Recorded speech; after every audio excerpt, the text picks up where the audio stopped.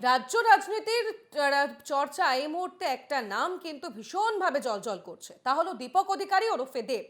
এবং নিজের ইনস্টাগ্রামে এবার স্টোরিতে সংসদের ভিতরের একটি ছবি শেয়ার করেছেন দেব, সঙ্গে লিখেছেন আর কয়েক ঘন্টা, আর তাতেই বাড়ছে জল্পনা। বাজেট অধিবেশনে উপস্থিত থাকতে দিল্লিতে পাড়ি দিয়েছেন দেব, সেখান থেকে ছবি পোস্ট করে ওই ইঙ্গিতপূর্ণ বার্তা দেন তিনি। সম্প্রতি 3টি সরকারি পদ থেকে পদত্যাগ করেছেন দেব। ঘাটালে পূর্ণ সময়ের সাংসদ হলে আমার চেয়ে ভালো কাজ করবে, দিন কয়েক আগে এমনই মন্তব্য করে শোরগোল ফেলে দেন ঘাটাল সাংসদ।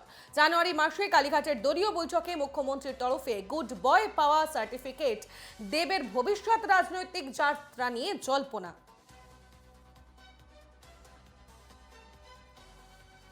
কিন্তু এই মুহূর্তে তৃণমূলকে নিয়ে মানুষের কোনো উৎসাহ নেই, সুতরাং দেবের পোস্টকে ঘিরেও মানুষের কোনো উৎসাহ নেই।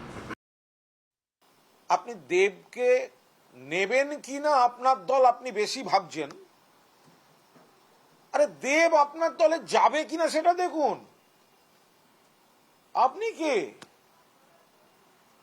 দেব তৃণমূল পরিবারের সদস্য, দেব সাংসদ, দেব জনপ্রিয়তম নায়ক। দেবকে নেবে কিনা ভাবছে, আরে দেব যাবে কি ওখানে? দেব তো তৃণমূল পরিবারের।